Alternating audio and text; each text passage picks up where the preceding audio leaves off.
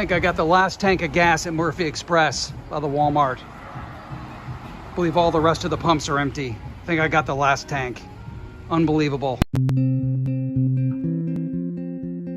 네, 방금 보신 영상은 한 지역 뉴스 기자가 어젯밤에 올린 미국의 갑작스런 기름난을 짧게 보여주는 영상이었습니다.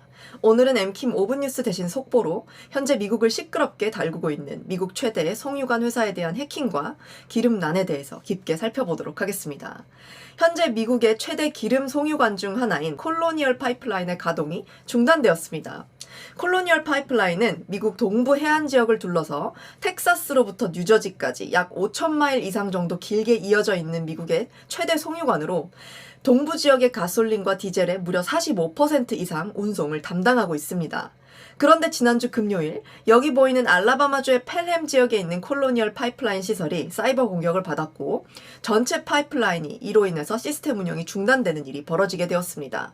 뉴욕타임스에 따르면 콜로니얼 파이프라인 시스템 담당자는 이 사이버 공격에 대응하기 위해 5,500마일 전체 파이프라인의 운영을 중단시켰고 해당 사이버 공격을 더 조사할 예정이라고 밝혔습니다. 또한 뉴욕타임스에서는 현재 코로나 팬데믹의 영향으로 인해 에너지 수요가 어차피 감소했고 이 특정 사이버 공격이 연료의 가격이나 에너지 공급에 주는 영향이 크지 않을 것이라고 보도하고 있습니다.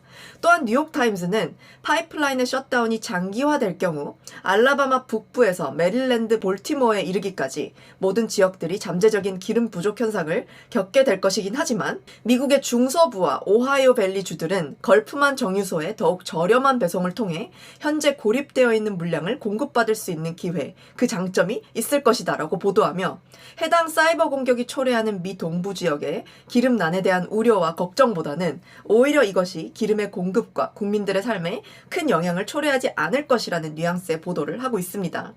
하지만 여러분들이 영상 초반에 보셨던 영상처럼 지난 금요일 사이버 공격 이후 중단된 콜로니얼 파이프라인의 여파로 인해서 현재 미국의 동남부의 많은 주유소들이 실제로 이와 같은 기름난을 겪고 있는 상황이 되고 있습니다. This is the QT gas station on Celanese around 9:30 at night. They are out of gas. Everybody sitting here is not getting gas. Everything except diesel is out. What they just told me.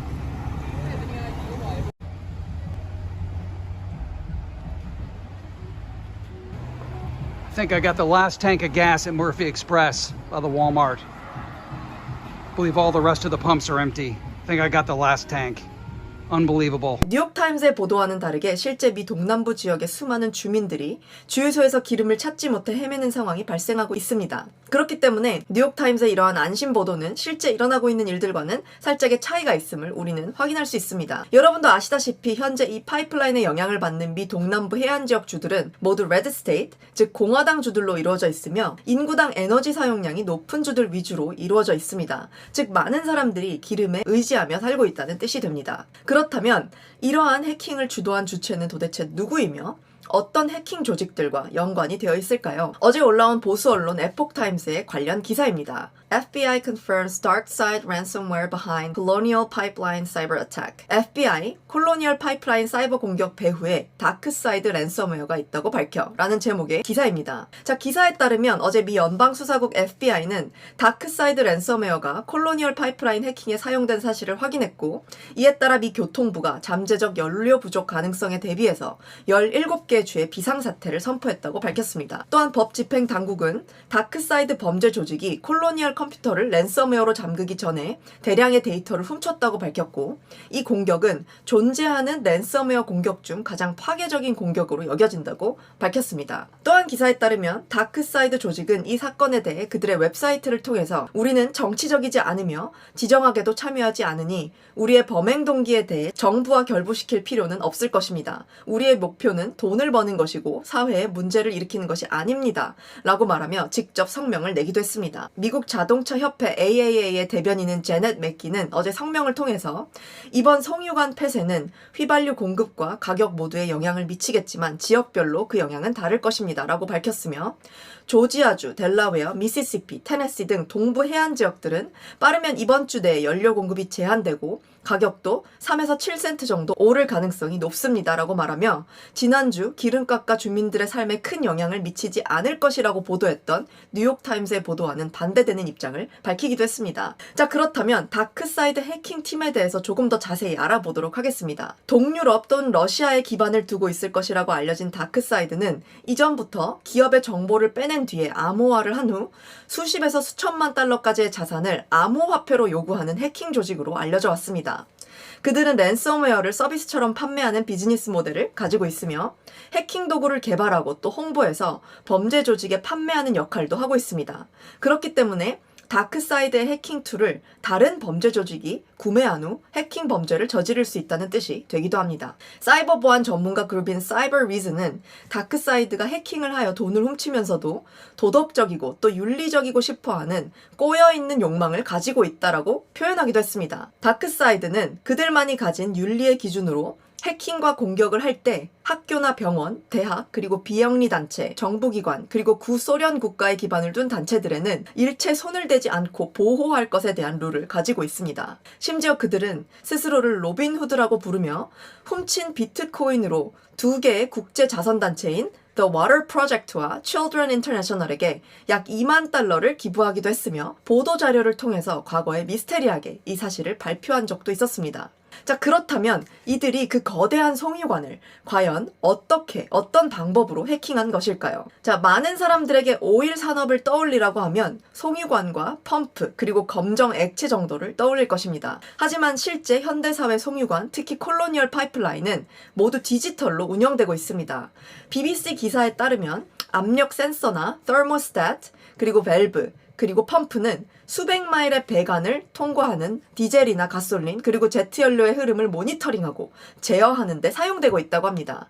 자, 콜로니얼 송유관 파이프라인에서는 파이프를 통해서 이상 유무를 확인하는 첨단 시스템인 스마트 피그라는 파이프라인 검사 게이지 로봇까지 갖추고 있습니다. 그리고 이 모든 운영 기술들은 중앙 제어 시스템과 연결되어 있고 바로 이 부분이 사이버 공격에 노출되기 쉬운 부분이라고 알려져 있습니다. 그렇기 때문에 상상할 수 없는 이 시스템이 사이버 공격을 받게 되면 파이프라인의 모든 부분들이 악성 공격에 노출될 가능성 아래 놓이게 되는 것입니다. 사이버 전문가에 따르면 이러한 랜섬웨어 공격은 중앙 시스템으로 보통 바로 이루어지는 것이 아니라 한 직원이 악성 이메일을 확인하고 또 파일을 다운로드하는 아주 일상적인 접근 방식을 통해서 이루어졌을 가능성이 높다고 밝혔습니다. 또는 서드파티 소프트웨어의 약점을 활용해서 타고 들어올 수도 있는 가능성에 대해서도 언급하고 있습니다. 자, 다크사이드의 공격을 받게 되면 이러한 협박성으로 돈을 요구하는 창이 뜨게 되며 비용을 지불할 경우 악성 코드를 푸는 또 다른 암호 보코기가 제공되는 방식으로 이루어져 있습니다. 자, CNBC 뉴스는 해당 사건에 대해서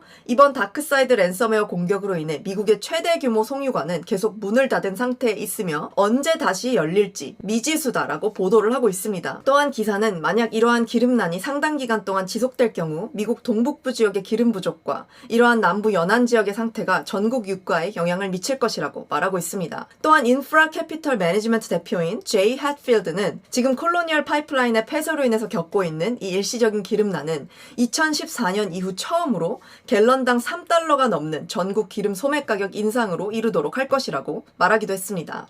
최근 올라온 CNN 기사에 따르면 현재 백악관은 이 이슈에 대해 이 랜섬웨어의 공격의 범위와 여파를 확인하기 위해 우리가 긴급하게 잘 움직였기 때문에 현재까진 연료 공급에 큰 문제가 없다라고 밝혔으며 콜로니얼 파이프라인 측과 협력해서 사이버 공격과 또 그에 따른 송유관 폐쇄로 인한 영향을 완화시키고 있다고 밝혔습니다. 그러나 바이든은 콜로니얼 파이프라인이 미국 동부 해안 지역의 상당량의 연료를 감당하고 있긴 하지만 그들은 사기업이기 때문에 정부의 역할이 많이 제한되어 있다고 밝히기도 했습니다. 바이든은 우리 행정부는 이 문제에 대해 심각히 여기고 있습니다. FBI와 법무부와 함께 랜섬웨어 범죄자들을 기소하기 위해 노력하고 있습니다. 우리의 중요한 인프라 시설을 지키는데 우리 행정부는 헌신하고 있습니다. 그러나 사기업들은 사이버 보안에 대해 스스로 결정을 내리기 때문에 우리의 역할이 제한되어 있는 것이 사실입니다. 라고 말했습니다. 자, 이 소식들에 대해 미국의 여론들은 각기 다른 반응을 보이고 있습니다. 자, 몇 가지 흥미로운 댓글들만 살펴보도록 하겠습니다. 송유관의 사이버 공격이라니 트럼프가 또 우리를 망쳐놓았군. 사이버 보안이라곤 하나도 없는 나라. 라며 주류 언론과 같이 트럼프 전 대통령을 비난하는 댓글이 보이기도 했습니다. 자, 또 다른 댓글들을 읽어드리겠습니다. 바이든의 아메리카에 온 것을 환영합니다. 단단히 각오하세요. 중국이 오고 있습니다. 이래도 계속 민주당한테 투표할래? 자, 기름이 필요한 사람만 주유해 주십시오. 필요 없는데도 주유를 하면 정작 필요한 사람이 기름을 넣을 수 없게 됩니다. 덴버에서도 이와 같은 일이 있었어요. 밤 8시경 주유소가 모자라는 상황에 이르렀죠. 네, 좌파들은 이런 사건들 때문에 전기차를 사야 한다고 주장할 거예요. 그런데 전기차도 정전이 되면 뭐 별 수 없겠죠. 수많은 보수 여론들의 댓글 또한 확인해 볼 수 있었습니다. 자, 좌우파 여론 모두 댓글을 통해서 이번 사건에 대한 그들의 생각을 표현하고 있는 모습들이었습니다. 자, 오늘의 소식들에 대한 여러분들의 생각은 어떠신가요? 오늘의 소식에 대한 여러분들의 생각을 댓글을 통해서 남겨주시면 감사하겠습니다. 엠킴TV 하루 이슈 그리고 5분 뉴스에서는 지속적으로 미국의 핫한 이슈들을 여러분들께 전달드리고 있습니다. 많은 관심과 시청 부탁드리고요. 오늘의 영상이 좋으셨고 앞으로의 영상이 기대되신다면 구독과 좋아요 그리고 공유 그리고 알람 설정까지 부탁드리겠습니다. 안녕히 계세요.